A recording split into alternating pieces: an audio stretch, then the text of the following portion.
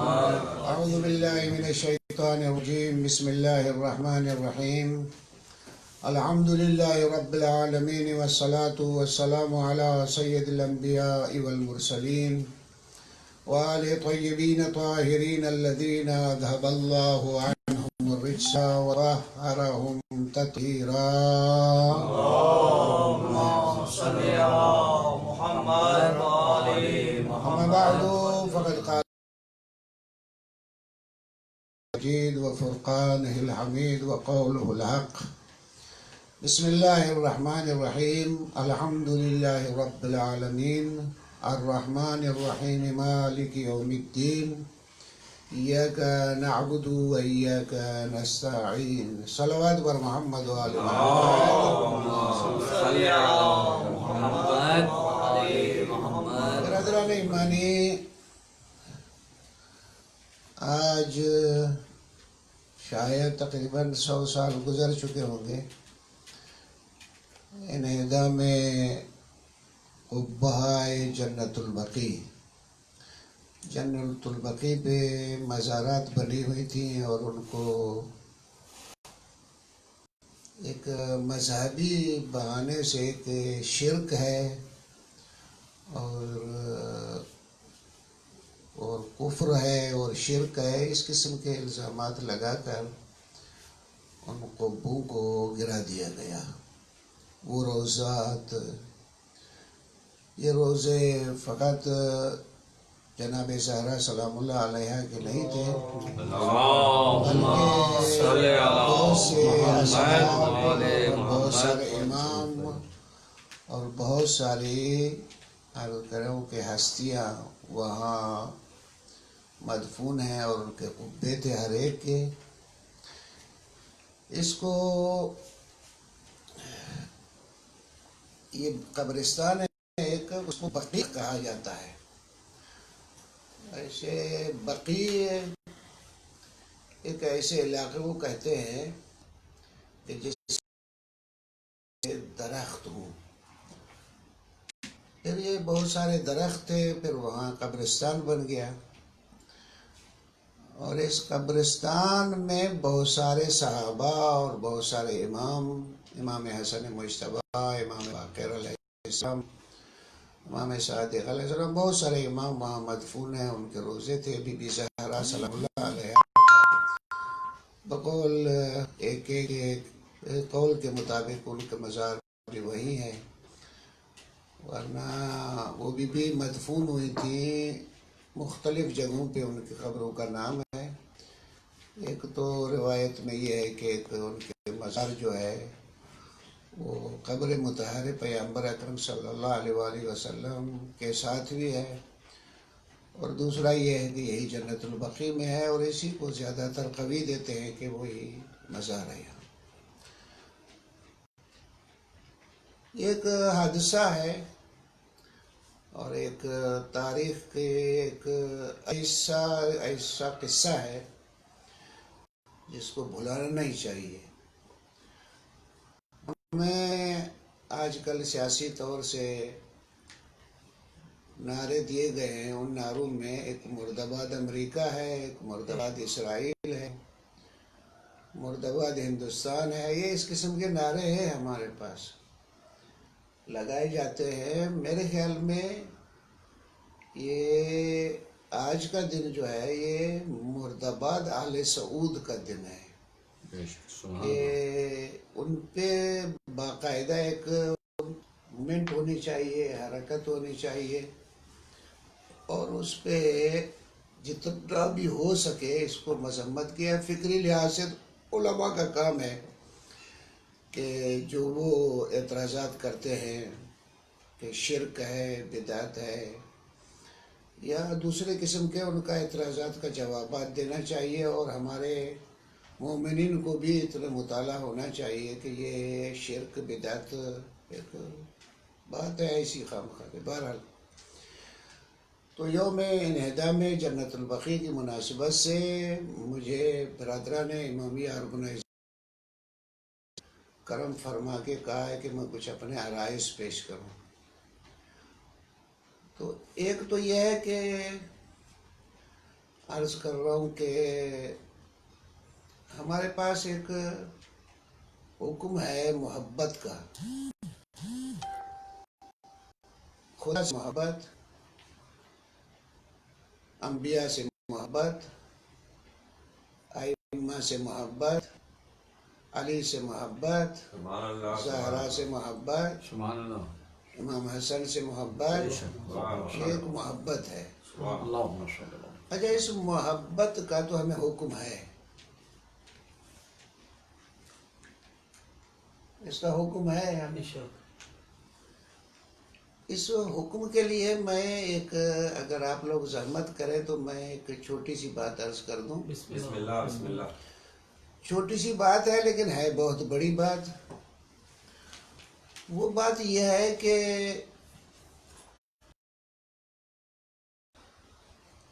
اب ہم اہل بیت علیہ السلام ہی لیتا ہوں میں، ابھی اہل بیت علیہ السلام، محبت اہل بیت علیہ السلام، اس کو اپنے پاس رکھیں۔ میں ایک مسئلہ بتا دوں آپ کو، اور بعد میں ہمارے پاس کہتے ہیں کہ کون مسلمان ہے؟ کہتے ہیں کہ مسلمان وہ ہے جو اصول دین کا قائل ہو، بنیادی طرح سے خدا کا قائل ہو، نبوت پیغمبر کا قائل ہو، قیامت کا قائل ہو۔ یہ مسلمانوں کا متحد نظریہ ہے، اس میں کوئی اختلاف نہیں ہے کہ اللہ کا قائل ہو، توحید کا قائل ہو۔ اب وہ کیسے قائل ہو تو بہت ایک بحث ہے بہت، اور نبوت کا قائل ہو تو نبوت کو بھی عرض کر رہا ہوں کہ پیغمبر اکرم صلی اللہ علیہ وآلہ وسلم آخری نبی، حضرت آدم علیہ السلام، جن کی تعداد یہ ہمارے پاس مشہور 1,24,000 ہے، اور آخری ہمارے پیغمبر اکرم صلی اللہ علیہ وآلہ وسلم ہے۔ ان کی ہے ان کی محبت، یہ محبت کی بات تو ہوئی۔ کہتے مسلمان وہ ہے جو توحید کا قائل ہو جائے، نبوت، قیامت اور آخرت کا روز جزا کا، اس کے نتیجے میں اس پہ روز جزا کے ساتھ جو ہے پھر میزان ہے، صراط ہے، جنت ہے، جہنم ہے، حساب ہے، وہ سب اس میں آ جاتے ہیں، ان سب کا قائل ہو، یہ ہے تو وہ مسلمان ہے۔ اور اگر ان کا قائل نہیں ہے تو وہ مسلمان نہیں ہے۔ تو ہمارے پاس بنیادی لحاظ سے مسلمان ہونے میں اور مسلمان نہ ہونے میں فرق یہ ہے کہ یہ اصول دین کا قائل ہو، اور اگر اصول دین میں سے کسی کا منکر ہے تو وہ مسلمان نہیں ہے۔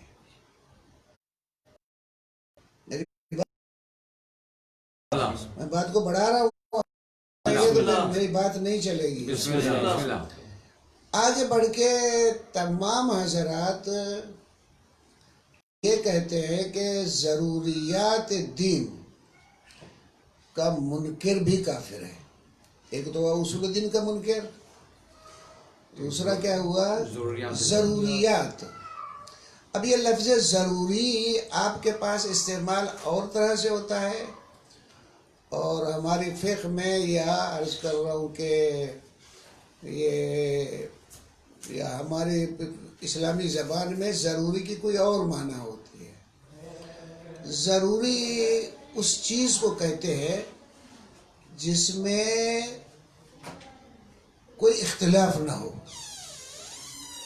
بلکہ ضروری اس کو کہتے ہیں کہ ہر ایک اس بات کا اس کا قائل ہو اور اس کا کوئی منکر نہ ہو، ضروری ہم اس کو کہتے ہیں۔ پتہ نہیں میرے ساتھ ہے یا نہیں؟ تو اس کو کہتے ہیں ضروری۔ اللہم صلی علی محمد وآل محمد۔ اصل مذہب وجوب نماز، نماز واجب ہے شریعت اسلامی میں۔ اب کھول کے ہاتھ پڑھنا یا باندھنا یہ اختلافات میں سے ہے، یہ ضروری نہیں ہے، لیکن نماز واجب ہے۔ بریلی سے پوچھو، دیوبندی سے پوچھو، شیعہ سے پوچھو، نماز اسلام میں واجب ہے۔ اب ایسی اس میں کوئی اختلاف نہیں ہے۔ اب اگر کوئی آ کر یہ کہہ دے کہ شریعت اسلام میں نماز واجب نہیں ہے تو اس کو کیا کہیں گے؟ منکر ضروری۔ کس کا منکر ہے؟ ضروریات کا منکر ہے۔ جب یہ ضروریات کا منکر ہے یہ مسلمان نہیں ہے۔ مثلا حج واجب ہے شریعت۔ اب حج کے ارکان میں ہو سکتا ہے ہمارے مسلمانوں میں اختلاف ہو، اس میں احرام کیسے باندھے کیسے نہیں باندھے، ہو سکتا ہے یہ اختلافات ہوں، لیکن بنیادی طرح سے حج واجب ہے۔ مسلمانوں میں کسی کا بھی اختلاف نہیں کہ حج واجب ہے۔ اب اگر کوئی آ کے اللہ کو کہ مانتا ہوں، رسول کو مانتا ہوں، قیامت کو مانتا ہوں، لیکن آئے کہے کہ شریعت اسلام میں حج واجب نہیں، تو ایک ضروری کا منکر ہو جائے گا۔ ضروری کا جب منکر ہوئے گا تو نتیجے میں کیا ہوگا؟ اس ضروری کا نتیجہ کیا ہوگا؟ نتیجہ یہ ہوگا کہ پیغمبر اکرم صلی اللہ علیہ وآلہ وسلم پیغمبر اکرم صلی اللہ علیہ وآلہ وسلم نے جو آگے فرمایا کہ شریعت میں نماز واجب ہے،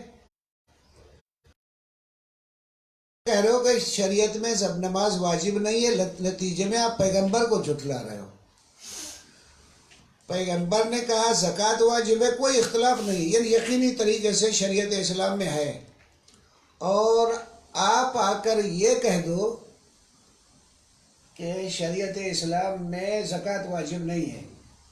نتیجے میں آپ کے کہنے کا نتیجہ یہ نکلتا ہے کہ پیغمبر نے جو خدا سے نقل کیا ہے کہ اللہ نے کہا ہے کہ تم پر حج واجب ہے، زکوٰۃ واجب ہے، پیغمبر معاذ اللہ جھوٹ بول رہے ہیں، اور معاذ اللہ پیغمبر کو جھوٹ کی طرف الزام دینے کا مطلب یہ ہے کہ آپ نبوت کے منکر ہیں، پھر جا کے اصول دین کے منکر ہوتے ہیں۔ تو ضروریات دین کا منکر جو ہوتا ہے وہ کیا ہے؟ وہ کافر ہے۔ پتہ نہیں میری بات سنے یا نہیں؟ تو ایک کافر کون ہوتا ہے؟ جو اصول دین کا منکر ہے۔ دوسرا جو ضروریات دین میں سے کسی ایک کا منکر ہو تو وہ بھی مسلمان نہیں رہتا ہے۔ میرے ساتھ ہیں آپ؟ تو ضروریات دین کا منکر جو ہے پھر وہ مسلمان نہیں رہتا۔ میری بات اگر سنیں آپ تو حب اہل بیت علیہم السلام، اہل بیت علیہم السلام کے متعلق اب ہمارا عقیدہ ہے کہ علی علیہ السلام خلیفہ اول ہے اور آخری حضرت مہدی علیہ السلام ہے۔ اللہم صلی علی محمد وآل محمد۔ تو بعض ہمارے مسلمان علی کے پہلی خلافت یا بلا فصل خلیفہ کا قائل نہیں ہے، تو لگتا ہے کہ یہ خلافت اختلافی چیز ہے۔ ضروریات بئی معنی کہ جس میں کوئی اختلاف نہ ہو، مطلب ضروری کی معنی سمجھ لے کہ ایسا نہیں کہ پھر الٹی معنی کر دیں ہم۔ ضروری کی معنی کہ جس میں کوئی اختلاف نہیں ہے۔ تو خلافت میں اختلاف تو ہے، اب خلافت علی سے منکر کوئی بات یہ نہیں ہے، لیکن حب اہل بیت علیہم السلام ضروریات میں سے ہے۔ یعنی کوئی فرقہ اس کا نہیں ہے کہ اہل بیت کی محبت تم پر واجب ہے، اس میں کوئی مسلمانوں میں سے کوئی فقہ، چاہے حنفی ہو، حنبلی ہو، مالکی ہو، شافعی ہو، جعفری ہو، کوئی محبت اہل بیت علیہم السلام کا کوئی منکر نہیں ہے۔ بس لگتا ہے محبت اہل بیت علیہم السلام ضروریات دین میں سے ہے، اور جو ضروریات دین میں سے ان کا کوئی منکر ہوتا ہے وہ مسلمان نہیں رہتا ہے۔ تو امام شافعی نے اسی لیے تو کہا ہے کہ لو کان الرفض، شیعوں کو کہتے ہیں رافضی اور کہتے ہیں رفض، یعنی جو رافضی ہے وہ اس کو رفض ہے۔ کہتے ہیں لو کان الرفض حب آل محمد، اگر رافضی ہونا حب اہل بیت علیہم السلام ہے، حب آل محمد ہے، فیشہد الثقلان انی رافضی، یہ دنیا قبضو گواہ ہو جائے کہ میں رافضی ہوں۔ تو یہ ضروریات میں سے ہے حب اہل بیت علیہم السلام۔ تو یہ حب کیا ہوتا ہے اب میں اس میں بحث نہیں کرتا ہوں، لیکن ہے آپ کسی طریقے سے کسی محبت کا اظہار کریں وہ آپ کے لیے جائز ہے۔ میرے ساتھ ہے یا نہیں؟ مثلا مجھے اپنا بچہ پسند ہے کبھی میں اس کو گود میں لے لیتا ہوں، کبھی میں اس کو پھول پیش کر دیتا ہوں، کبھی میں اس کو ٹافی دے دیتا ہوں، کبھی میں مجھے اماں پسند ہے، کبھی میں اس کے ہاتھ چوم لیتا ہوں، کبھی اس کے پاؤں چوم لیتا ہوں، کبھی اس کے سر پہ چوم لیتا ہوں، کبھی کیا، کبھی اس سے یہ محبت کا اظہار ہے۔ تو محبت کا اظہار کرنا بھی واجب ہے۔ اگر محبت کا حکم ہے تو محبت کا بھی اظہار بھی ہونا چاہیے۔ میں آپ کو کہوں مجھے آپ سے محبت ہے، لیکن کوئی ایسا عمل نہ کروں جس کے ذریعے سے آپ سے محبت کا اظہار ہو، تو کون سی محبت ہے؟ سبحان اللہ۔ نہیں ہو سکتا۔ تو بس محبت کا اظہار بھی ضروری ہے۔ تو جتنے بھی اظہار کے طریقے ہیں قدغن نہیں لگا سکتے، ان کو روک نہیں سکتے۔ اللہ اگر دے دے روک دے محبت کے اظہار کوئی ایسا کام کہ جس کی وجہ سے مثلا جو اظہار محبت ہے، مثلا چومنا ہے، مثلا چومنا میں اپنی بیٹی کو چوم سکتا ہوں کیونکہ محرم ہے، اللہ نے مجھے نہیں روکا ہے، اس کو میں چوم سکتا ہوں۔ لیکن میں نامحرم عورت کو اظہار محبت، کیونکہ ہر ایک عورت مجھے پسند ہوتی نہیں چاہیے، مجھے محبت نہیں، ناراض نہیں ہو گیا، بسم اللہ۔ یہ اظہار محبت جو ہے، ایک حدیث پڑھ دوں میں آپ کی خدمت میں۔ بسم اللہ۔ ایک حدیث ہے، من خصال الانبیاء حب النساء، عورتوں سے محبت انبیاء کی خصلتوں میں سے ہے۔ سبحان اللہ۔ وہ ہمارے دماغ تو الٹے ہے، تو پھر ہم محبت کی معنی اور کرتے ہیں۔ تو اپنی جگہ پہ اہل بیت علیہ السلام سے ہے، اپنے بچوں سے ہے، محبت ماں سے ہے، محبت باپ سے ہے۔ اسی طرح اگر آپ سے محبت ہے تو آپ کے زوجہ محترمہ سے بھی مجھے محبت ہونی چاہیے، آپ کے بچوں سے مجھے محبت ہونا چاہیے۔ یہ محبت یہ نہیں ان پہ اگر کوئی خطرہ نہ ہو تو میں میدان میں آؤں اور اس کو خطرے سے میں بچاؤں۔ محبت کے تقاضے یہ ہیں۔ تو آپ مجھے یہ کہہ دو کہ آؤ میری بیوی کو کوئی پیٹ رہا تھا اور تم کچھ بولے ہی نہیں، کہا وہ میرے لیے نامحرم ہے۔ نامحرم کیا، وہ پٹ رہی ہے دوسروں سے اور تم کون سی محبت ہے میرے ساتھ؟ لگتا ہے تمہیں خود اعتراض ہوئے گا۔ تو کیونکہ عورت کے متعلق مختلف نظریات ہیں، اور حضرات بہت سارے لوگ جو ہے عورت کو کوئی اچھی چیز نہیں سمجھتے، بلکہ بعض ایسے فلسفی گزرے ہیں کہ جنہوں نے عورت کو ٹچ کرنا یا شادی کرنا بھی حرام۔ تو فقط شادی کے لیے عورت نہیں ہے، خود عورت کی بھلائی، جس طرح سے معاشرے سے بھلائی، افراد سے بھلائی، خواتین یہ کام کرنا ہے۔ تو انبیاء کی خصلتوں میں کہ عورت کے بھلائیوں کے لیے، خواتین کی بھلائیوں کے لیے کام کرتے ہیں۔ تو محبت کے اظہار کے لیے جتنے بھی جائز طریقے ہیں مجھے کرنے چاہیے، ان میں کوئی قدغن نہیں ہے۔ صلوات پڑھے ذرا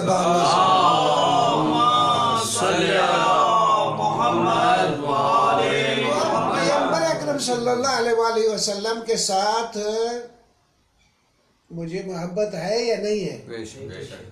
محبت ہے۔ آیا اب ہم عقیدہ تو رکھتے ہیں کہ پیغمبر حیات ہے، بلکہ عرض کرو اس بحث میں جاؤں گا طولانی بحث ہو جائے گی، بلکہ میں آپ سے ایک سوال کرتا ہوں۔ آپ قبرستانوں میں جائیں، قبرستانوں میں جب جائیں آپ لوگ، باہر ایک سلام لکھا ہوتا ہے۔ کسی مسلمانوں کسی کے قبرستان پہ جائیں آپ، باہر ایک سلام اہل قبور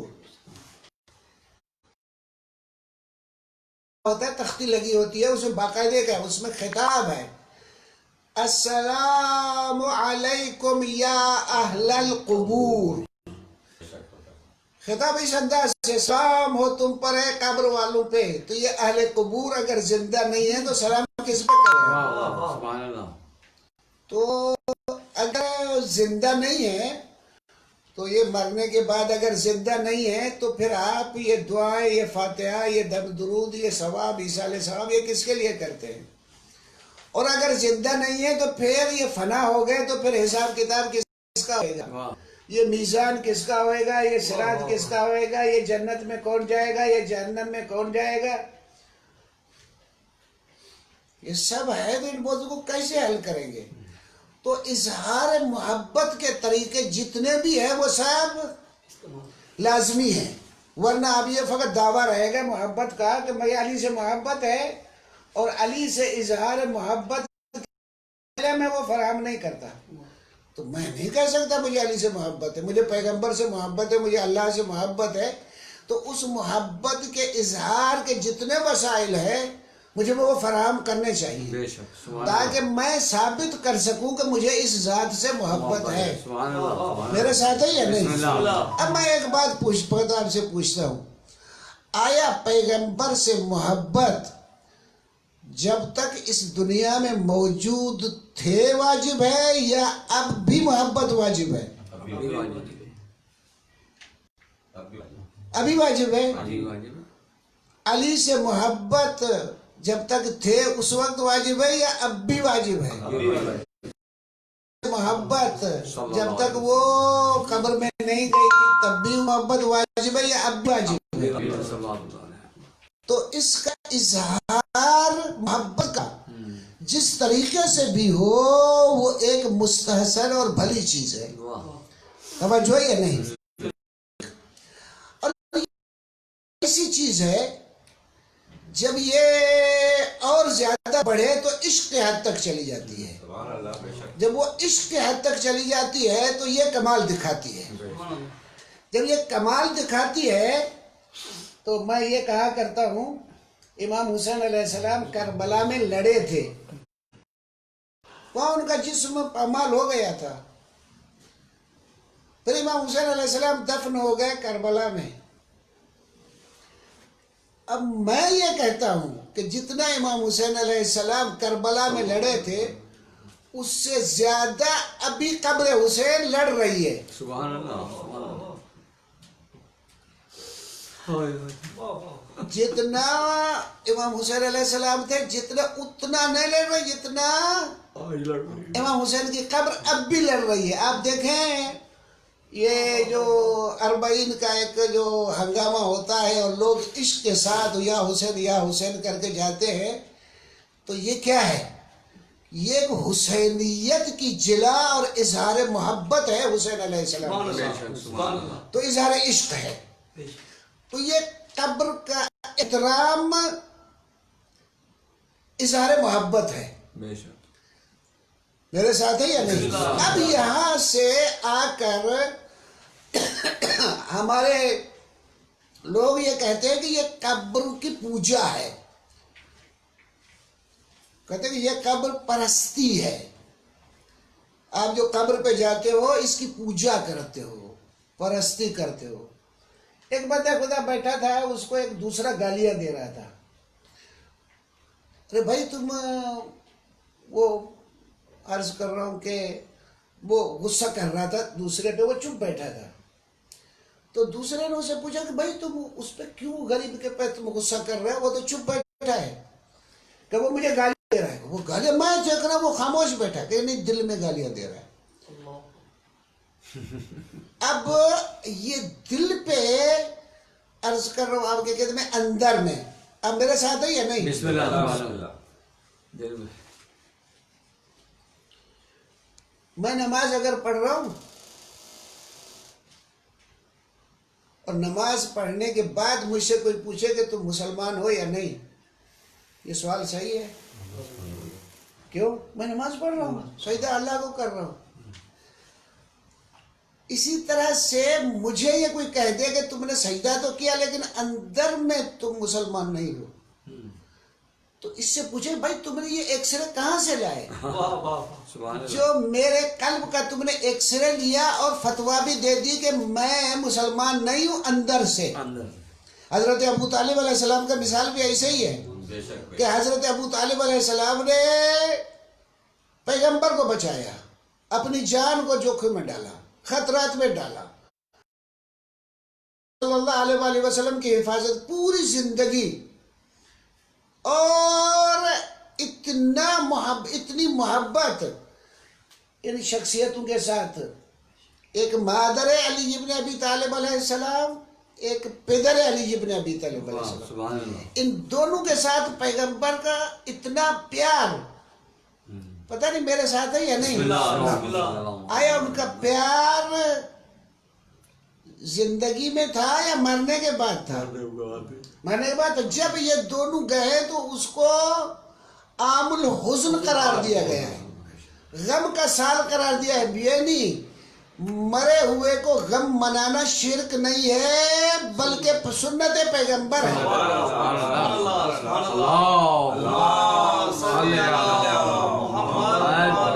سنت پیغمبر ہے. عام الحزن پورا سال غم کا پیغمبر نے, وہ مر گئے آپ کو کہہ رہے ہو. اب وہ مر گئے, فنا ہو گئے, تو ابو طالب فنا ہو گیا, فاطمہ بنت اسد. ابھی وہ چلو ان کا ذکر آ گیا بی بی کا. تو جب وہ فوت ہوئی ہے تو ان کو دفن کہاں کیا پتہ ہے؟ جنت البقیع. یہ جنت البقیع وہ مقام ہے جس پہ نقش پائے پیغمبر اکرم صلی اللہ علیہ وآلہ وسلم ہے.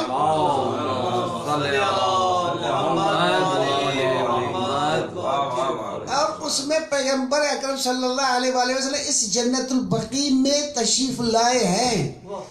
جب بی بی کی قبر کھودی گئی ہے تو دفن کرنے لگے, کہا ٹھہرو. پیغمبر خود قبر میں جا کے پہلے لیٹے ہیں, کہا کہ اب بی بی کو دفن کرو, یہ میری ماں ہے. کہا کہ اب یہ فشار قبر سے محفوظ ہے. یعنی پیغمبر کے قبر میں لیٹنے سے بی بی فشار قبر سے محفوظ ہوتی ہے. یعنی پیغمبر وجود کی یہ برکت ہے. تو عرض کر رہا ہوں آپ کی خدمت میں کہ تو اظہار محبت کے جتنے بھی طریقے ہیں ان کا اظہار ضروری ہے. توجہ یا نہیں؟ اب عرض کر رہا ہوں آپ کی خدمت میں کہ اب یہ چاہتے ہی ہے حضرات کہ کسی طریقے سے پیغمبر تم سے چھن جائے, صحیح بات ہے. کسی طریقے سے علی تم سے چھن جائے, کسی طریقے سے حسین تم سے چھن جائے, کسی طریقے سے زہرا تم سے چھن جائے. اب بہانہ یہ بنایا کہ یہ تو مر گئے, فنا ہو گئے, اب ان سے تمہارا آسرا ختم ہونا چاہیے. توجہ یا نہیں؟ تو ہوتا یہ ہے کہ جب بھی حملہ کیا جاتا ہے تو حملہ آپ کی, تو میں یہ آپ کو بتاؤں کہ میں تمہاری جیب کاٹنے آ رہا ہوں, تمہاری جیب تو چھوڑو نہیں چھوڑو گے نا. لیکن میں اگر آ جاؤں آپ کہہ رہے تھے میرے بھائی, میرے دل بر, میرے کیا اس قسم کے کر کے آپ کے پاس آؤں اور آپ کو ایک دو ٹافی بھی کھلاؤں, کچھ پیار بھی کروں, یہ کروں, آخر میں کھا جاؤں, تو پھر میں آپ کی جیب کاٹی ہوں, آپ کو پتہ ہی نہیں چلے گا. تو عموماً منافقت شرافت کے لباس میں ہوتی ہے. شرافت کا لباس اوڑو, بعد میں کیا کہتے ہیں کہ یہ جو خوارج تھے مدینے سے باہر کھڑے ہوئے تھے, مدینے سے باہر کھڑے ہوئے تھے. ان کا نعرہ یہ تھا کہ حکم اللہ کا چلے گا, علی کا نہیں چلے گا. کس کا حکم چلے گا؟ اللہ کا. کس کا چلے گا؟ اللہ کا. علی کا نہیں چلے گا. بات صحیح ہے غلط ہے؟ بات تو صحیح ہے, حکم اللہ کا ہی چلے گا. کہا ہے کہ علی کا حکم چلے گا اللہ کے مقابلے میں. علی نے کب کہا ہے کہ اللہ کے مقابلے میں میرا حکم چلے گا؟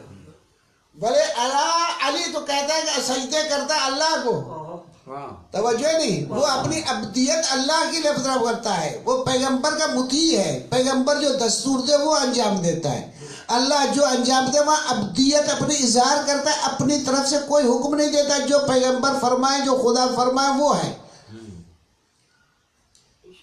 تو حکم کس کا چلے گا؟ علی تو کہہ رہے کہ اللہ کا چلے گا.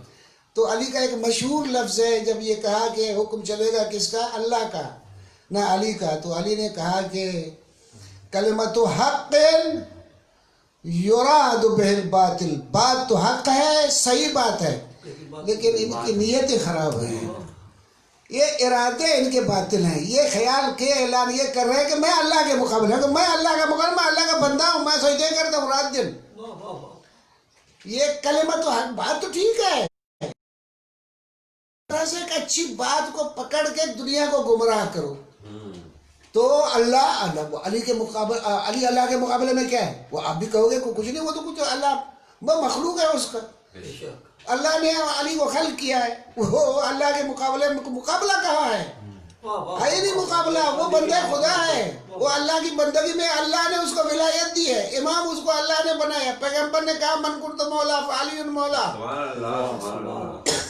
یہ تو اللہ کے مقابلے میں نہیں، پیغمبر کے مقابلے میں علی ابن ابی طالب علیہ السلام صاحب ان کے ساتھ میں کوئی اس طرح کا کوئی اللہم صلی علی محمد کوئی اس قسم کا مسئلہ نہیں ہے. میرے ساتھ ہے یا نہیں؟ تو اب ان حضرات نے دیکھا کہ کس طرح سے پیغمبر کو چنے تو پیغمبر فنا ہو گیا. ہاں، جب جو کوئی فنا ہو گیا تو اس کا آپ کو اثر کیا ہوگا؟ علی تو فنا ہو گیا. ہوں، اور تم لوگ جو آتے ہو قبر پیغمبر پہ، تم اس پیغمبر کی قبر کو اللہ کے مقابلے میں لاتے ہو. پیغمبر نہیں بھائی، میں اس کو پیغمبر کی قبر پہ آتا ہوں اس لیے کہ یہ محبوب خدا ہے، اللہ کا رسول ہے، میرا عشق اللہ سے ہے، اللہ نے اس کو اپنا نمائندہ بنایا ہے. میں اس کی قبر اس کی محبت کے لیے ایک بہت اچھا قصہ آپ کو سناؤں. صلوات پڑھیں ذرا.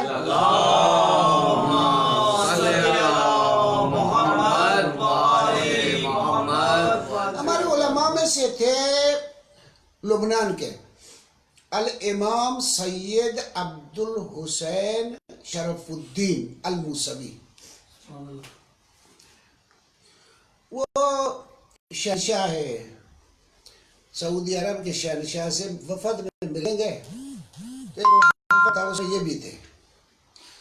انہیں بہت اچھی جلد کا کون سا تھا مجھے یاد نہیں، فیصل تھا یا اس سے پہلے کا تھا کوئی، مجھے یاد نہیں، اس وجہ سے میں نام صحیح نہیں لیتا ہوں کون سا بادشاہ تھا. اس کے بعد تو یہ بطور ہدیہ قرآن اس کو پیش کیا گیا تو وہ کھڑا ہو گیا. کھڑا ہو کے وہ قرآن کو چومنے لگا. تو مرحوم شرف الدین نے ان کو کہا کیا کر رہے ہیں، چمڑے کو چوم رہے ہیں. کہا کہ چمڑے کو میں قرآن کو چوم رہا ہوں. کہا قرآن کو آپ چوما نہیں ہے جو اوپر جلد تھی چمڑے کی، آپ اسے چوم رہے تھے. کہا کہ اس چمڑے کو اندر قرآن ہے اس کی وجہ سے چوم رہا ہوں. کہا پھر دیکھو آپ چمڑے کو چوم رہے ہو جو اندر اس میں قرآن ہے اس کی وجہ سے چوم رہے ہو، تو ہم قبر پیغمبر کو چومتے ہیں اس وجہ سے کہ مدفن پیغمبر ہے، نہ کہ اس لوہے کو ہم چومتے ہیں. وہ اندر جو ہستی ہے اس کے ساتھ اظہار عقیدت اور پیار، اس وجہ سے اس کو جو ہے نا لوہا ہے، لوہا تو کوئی چیز ہی نہیں ہے، وہ ہم اس کو کیوں چومیں، وہ اس وجہ سے چوم رہے تو آپ ہم کو کیوں روکتے ہیں، وہ ہم پر کیوں فتوے لگاتے ہیں کہ تم مشرک ہو، شرک ہے. توجہ ہے نہیں؟ بسم اللہ، بسم اللہ. تو ہوتا ہی ہے کہ کس طریقے سے ایسا ہو، اور یہ ایک سازش بنی، اس وجہ سے پھر اسلام کا لباسہ اڑا گیا اور اللہ کے ساتھ زیادہ چمٹے. الحکم للہ لا لک یا علی، اللہ کا حکم چلے گا، تیرا حکم نہیں چلے گا علی کا. اب یہ مدینے یہ خوارج تھے مدینے کے، علی کا حکم نہیں چلے گا بلکہ علی کو کافر کہتے تھے. تو مدینے کے باہر کھڑے ہو گئے، جو آئے علی کو ماننے والا اس کو وہیں ذبح کر دے. ایک بندے خدا آیا، آ رہا تھا اپنی بیوی کے ساتھ، وہ محب علی السلام تھا، بیوی کے ساتھ آ رہا تھا، وہ بیوی اس کی حاملہ تھی. سن رہے میری بات؟ بسم اللہ، بسم اللہ. اللہم صلی علی محمد وآل محمد. تو اس کو یہی بات پوچھی تو علی کی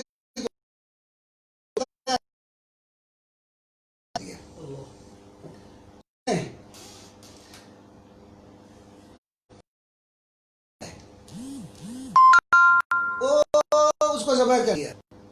اس کے بعد خنجر مارا اس کی حاملہ بیگم کے پیٹ میں. پیٹ اس کا پھاڑ دیا، اور کہتے ہیں کہ وہ جب بچہ نکلا اس کا سر بھی جدا کر دیا، کر کے وہ جو بندے اس کے سر کو جو کاٹا تھا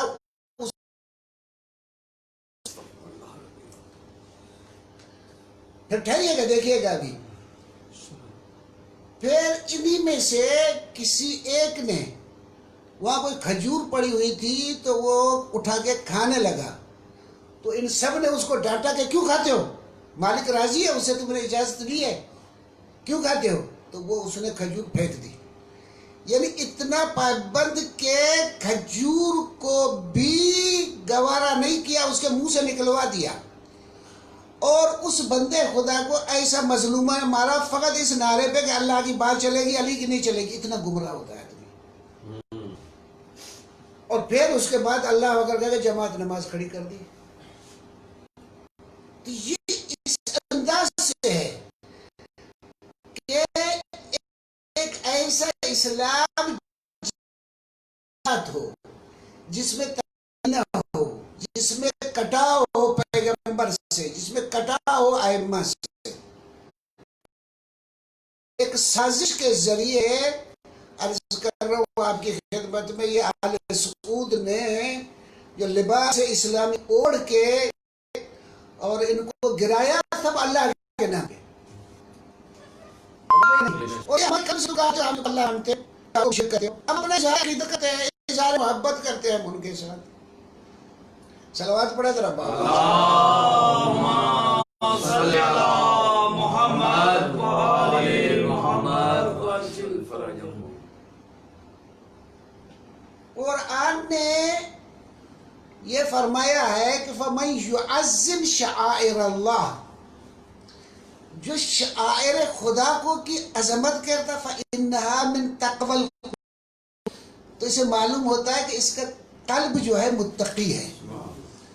تو وہ کیا ہے؟ وَالصَّفَا وَالْمَرْوَةَ مِن شَعَائِرِ اللَّهِ، وہ پہاڑیاں دو ہے، صفا مروہ، یہ تو پہاڑی ہے، پتھر ہے، وہ اللہ کہتا ہے من شعائر اللہ کہ اس کی بھی عظمت، اس کا بھی احترام کرو۔ کیوں؟ اس لیے کہ یہ اللہ کو یاد دلائے۔ مگر قبر حسین پہ جا کے ہمیں اللہ یاد نہیں آتا؟ درس حسین ہے توحید۔ قبر علی پہ جا کے ہم کو اللہ یاد نہیں آتا؟ قبر زہرا پہ جا کے اللہ نہیں، تو پھر یہ شاعر اللہ میں سے نہیں ہے۔ ان کی جو عظمت کا قائل ہے وہ سمجھو قلباً متقی ہے۔ میرے ساتھ ہے یا نہیں؟ تو اصل مسئلہ عرض کر رہا ہوں کہ یہ اسلام کے خلاف ایک سازش ہوئی، لباس اسلام، پھر پیسہ، قوت، حکومتیں سب ساتھ آ گئی، اور انہوں نے آ کے پیسہ خرچ کرنا شروع کر دیا، اور ایک توحید کو اتنا آگے بڑھایا کہ توحید تک جتنے راستے ہیں ان کو آہستہ آہستہ بند کرتے جا رہے ہیں۔ بولو توحید کا کیا بنتا ہے؟ کچھ کیسے بنتے ہیں؟ اگر علی کو چھوڑ دو تو توحید تک کیسے؟ پیغمبر کو چھوڑ دو توحید، قرآن کو چھوڑ دو توحید تک کیسے؟ جتنے راستے ہیں توحید تک پہنچنے کے لیے ان کو آہستہ آہستہ بند کرتے ہیں، یہ کہ ہمارے توحید تک رسائی کے راستے ہیں۔ اب عرض کر رہا ہوں کہ آپ نے اصحاب کہف کا قصہ تو سنا ہوگا۔ کہف غار کو کہتے ہیں۔ یہ کچھ جوان تھے، وہ شرک سے آگے تنگ ہوئے تھے، تو وہ بھاگے، انہوں نے آگے اللہ کی پناہ لی، تو پروردگار عالم نے اپنا کرشمہ دکھایا، وہ ایک غار میں آ کے سوئے، تو ان پہ پروردگار عالم نے نیند مسلط کر دی۔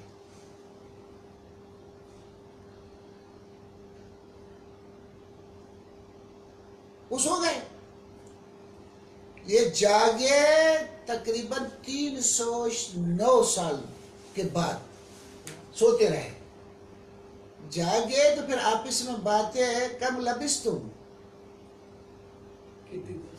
کیا کتنی دیر سویا آپ؟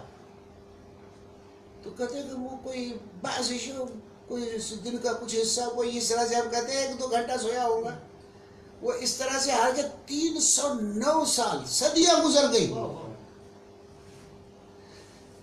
تو یہ منظر قیامت ہے، یہ اصحاب کہف کا یہ منظر قیامت ہے۔ کہتے قیامت میں بھی ایک دوسرے سے لوگ اسی طرح سے لگتے، کتنے دن رہے؟ کہ بھائی 1-2 چند دن رہے، آ گئے ادھر، اور کیا؟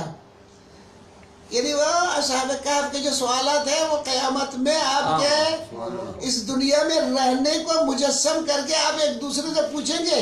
یعنی یہاں سے آپ جا کے ادھر پوچھیں بھائی کتنے دن دنیا میں رہے, بھائی چند دن تو رہے تھے بس یہاں آ گئے اور کیا. وہی انداز ہے.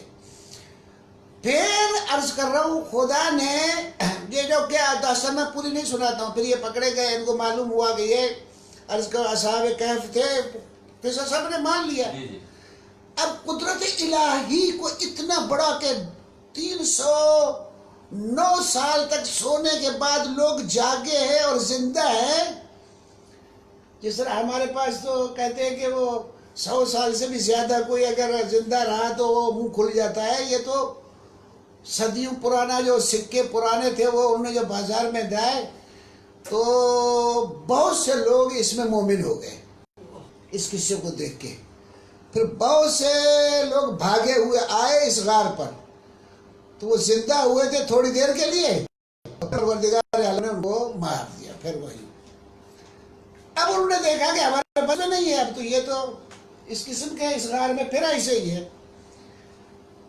پھر جو ایمان لائے تھے اور جو ایمان نہیں لائے ان میں لڑائی ہوئی. یعنی ایک شرک پہ باقی تھے ابھی تک بھی ان کو, کیونکہ حجت کو دیکھ کے بھی نہیں مانتے, انہوں نے کہا کہ ایسا کر دو, ایسے دیوار دے دو کوئی نہیں دیکھے, کہ ایسا قصہ تھا نصیر منصیہ بھول جائے. کہا کہ ایک دیوار دے دو تاکہ ان کی طرف توجہ ہی کون کرے گا, اصحاب کہف کیا ہے قصہ بھول جائے کوئی ہے. لیکن جو موحد اور مومن تھے تو انہوں نے کہا کہ نہیں, یہ تو اب شعار الہی میں سے ہو گیا, تو ہم یہاں مسجد بنائیں گے, اللہ کو بھی یاد کریں گے تاکہ یہ اللہ کے خاص بندے جو ہیں ان کی بھی یاد ہو اور ان کا یہ قصہ بھی زندہ رہے. کیا بات ہے, سبحان اللہ, سبحان اللہ. اہل بیت علیہ السلام کے ساتھ تمسک اور پیغمبر اکرم صلی اللہ علیہ وسلم کا تمسک یہ تقاضا کرتا ہے کہ ان کی قبروں کے مزارات کو شایانہ شان بنائے. روایتوں میں آداب ہے زیارتوں کے, حتی پیغمبر سے حدیث ہے من لہو شفاعتی, جو میری قبر کی زیارت کرے اس کے لیے میری شفاعت واجب ہے. تو عرض کر رہا ہوں کہ یہ پھوکوں سے یہ چراغ بجھائے نہیں چاہیے.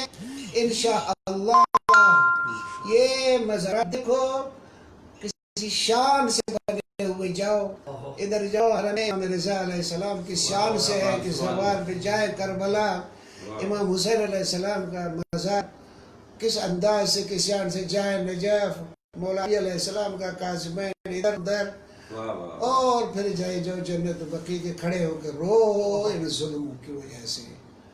یہ زہرا کی قبر ان میں کوئی سایہ ہی نہیں ہے. بہرحال یہ ایک بہت مصیبت کی ہے اور ایک بہت دکھ دائق قصہ تاریخ میں ہے, اور ان کی سازش اصل توحید کے مقابلے میں آگے اس کو نظام کو ہٹانے کے لیے ہے, اور ہم اس کی مذمت کرتے ہیں اور ہم اس کے طرفدار ہیں کہ ان مزار زندہ ہوں, ان کی بارگاہ میں جائیں, اللہ کو یاد کریں. میرے خیال میں بہت بول چکا. پروردگار عالم آپ لوگوں کو توفیق عنایت فرمائے, ہمیں محبت اہل بیت علیہ السلام کی توفیق عنایت فرمائے, ائمہ علیہ السلام کے ساتھ رابطہ, پیغمبر اکرم صلی اللہ علیہ وآلہ وسلم کے رابطہ اور خدا سے رابطہ کرنے کی ہمیں توفیق عنایت فرمائے, کیونکہ یہ ائمہ علیہ السلام سبیل اللہ ہے, قرآن سبیل اللہ ہے. قرآن اللہ کی طرف بلاتا ہے, علی اللہ کی طرف بلاتا ہے, پیغمبر اللہ کی طرف بلاتا ہے. اللہ ہمارا ہے, اور توحید کا تقاضا یہ ہے کہ جتنے بھی توحید کی طرف راستے جاتے ہیں ان کو ہم مضبوطی سے پکڑیں. میں شکر گزار ہوں امامیہ آرگنائزیشن پاکستان حیدرآباد ریجن کے برادران کا کہ انہوں نے کرم فرمایا, مجھے کہا, اور میں آپ حضرات جو میرے سننے والے ہیں یا آپ لوگ موجود ہیں شکر گزار ہوں آپ لوگوں کو. مولا آپ لوگوں کو عظمت عنایت فرمائے اور ہمیں توفیق عنایت فرمائے کہ وہ مزار مقدسہ تعمیر ہوں اور وہاں بی بی کی بارگاہ میں حاضری دے سکیں. بر محمد و آل محمد صلی اللہ علیہ وسلم.